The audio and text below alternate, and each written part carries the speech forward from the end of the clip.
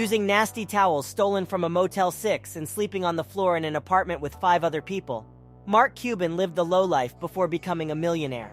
Cuban, a star of ABC's Shark Tank, said at a panel at SXSW last month, "When your back's against the wall, you're sleeping on the floor, and your friends are stepping over you to go to their job, and you're starting this company, you realize, okay, I've only got one direction."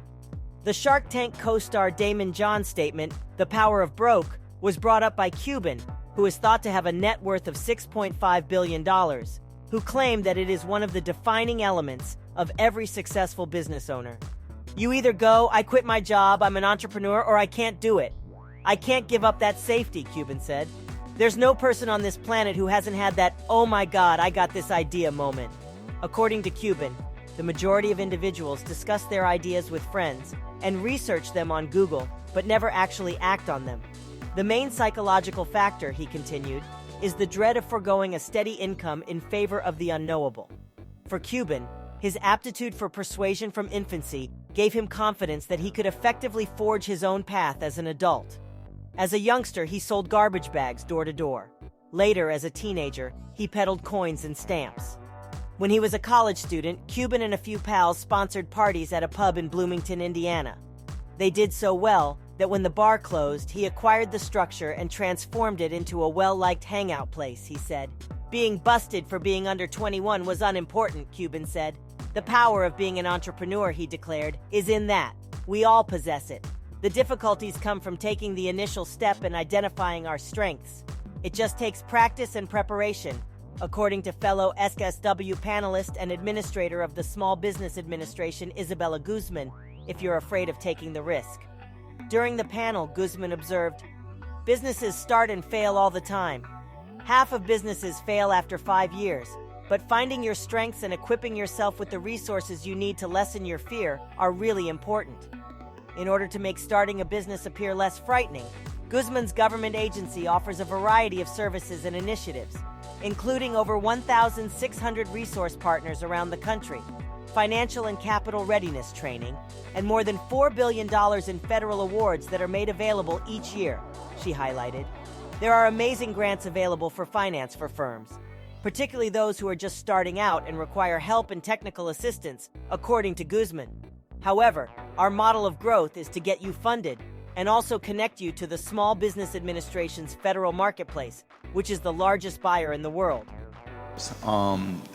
I think we all, by nature, are problem solvers. We all have to solve problems in our lives. We all find ways to help people in our lives. And that's the fundamental foundation of being an entrepreneur.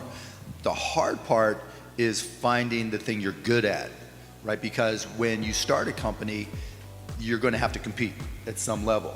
And in order to compete, you're going to have to be good at something. And that's, I think we all have something in us that we're really, really good at, and we spend most of our lives trying to find out what it is, and when we find it, we try to get good at it. And then once you find something you could be good at, then it's just a question of fear. I mean, all of us that have considered being an entrepreneur, there's a little line right there, and you either go, I quit, I'm an entrepreneur, or I'm keeping my job, I'm an entrepreneur, or I can't do it, I just can't do it, I can't give up that safety. And all of us go through that process at some level, because there's no person on this planet who hasn't had that, oh my God, I got this idea, right? Then you talk to your friends, oh, would you do this? Oh, what a great idea. Then you go on Google, and oh, there's nobody who does this, not realizing that all these companies had already gone out of business doing the exact same thing, right? And then you're all fired up, and everybody says, yes, would you buy this? I think I'm going to do it. And it just stops. You know, because Damon John in Shark Tank calls it the power of broke. Most of us are afraid to be broke. One of the defining elements of an entrepreneur is you can't be afraid to be broke, because you will go broke at some point. I was living 6 guys in a 3-bedroom apartment, sleeping on the floor. You know, it was nasty. Nasty. I had my one towel I stole from Motel 6. It was really disgusting. But it was the best thing ever. Because, you know, the power of broke is, you got nothing to lose, you go for it. And when your back's against the wall, when you're sleeping on the floor and your buddies are stepping over you to, to go to their job and you're starting this company, you realize, okay, I've only got one direction, and that's the power of being an entrepreneur. And we all have it, but taking that first step and finding the things we're good at are the challenges. Hello, Kazillionaires. Do you enjoy this video so far? If so, don't forget to click the like button. Subscribe and click the notification button if you want more daily updates on building wealth, personal finance, and achieving financial independence. Now back to the video. According to Mark Cuban, you are mistaken if you believe that raising money is the greatest approach to launch your company. The billionaire businessman advised choosing to launch a company with as little money as possible. Of course, Cuban has backed several businesses, some of which have appeared on ABC's Shark Tank. However, those businesses frequently have momentum already and require outside capital to accomplish a certain objective. People have the attitude of, okay, I'm beginning a business. Cuban said, just remember, raising money, whether it's from me on Shark Tank or any place, that's a duty. Now I've got to go raise money. Someone is seeking their money back. Cuban advises investing your own funds to launch any firm. You're controlling your own destiny, he stated in this manner. The upside is greater the more equity you can keep and control. Where the big bucks are made, he said, is there. On his own cash, Cuban founded his first business, a maker of computer systems named Micro Solutions.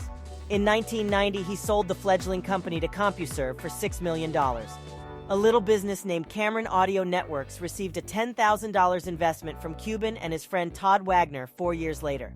Later, seeing opportunity, they proposed a buyout to the firm's shareholders, eventually taking over the bulk of its shares and transforming it into Cuban's second company, Broadcast.com. In 1999, Yahoo purchased the business for $5.7 billion. The richest individuals in the world demonstrate that this is at least partially true. According to Forbes, Elon Musk controls around 23% of Tesla and 74% of Twitter. According to Forbes, Jeff Bezos now controls a bit less than 10% of Amazon. Cuban said that it is still wise to hang on to your company's stock until you have no other choice. I've sat next to folks who sold businesses for billions of dollars, and they did all right. But once everything was said and done, they now own 2% of the business. I was just going to say, to remind people, grant, G-R-A-N-T, non-dilutive cash, right? Means you don't have to pay it back. So if you always want to check for those resources. Grants, because while the money can be there for you to borrow, I think people, I wore the shirt for a reason. To me, when you're starting a business, sweat equity is the best equity, right? Having to raise money, I think people get this mindset that, okay, I'm starting a business, now I got to go raise money. That's tough, and then people say, oh, I just raised this money, I got somebody to give me money, like they just accomplished something. Just remember, raising money, whether it's from me, on Shark Tank, anywhere, that's an obligation. There's somebody who wants that money back. And so the best way to do it is to do it slowly, surely, organically, because you get to control your own destiny. And they've got amazing programs, right? But at the same time, they want their money back. Taxpayers want their money back. And so the best way to start a business is with as little money as possible, preferably that you saved up, or with no money, because you're selling some skill that you have, and you start slowly. That's what I've always done. Like I said, when I'm sleeping on the floor with, 5 roommates, no one's going to loan me money or invest in me. And so I had to start with nothing. And so starting with nothing is where the big bucks are made, for real. Because if you look at people with a B next to their name, it's because they own all that equity in their company. I've sat next to people who have sold companies for billions of dollars, and they did okay, but they own 2% of the company when it was all said and done. And so the more of your equity that you can retain and control, the more the upside. Thanks for watching. Don't forget to click the like button. Subscribe and click the notification button if you want more daily updates on building wealth, personal finance, and achieving financial independence. And remember, the world is yours.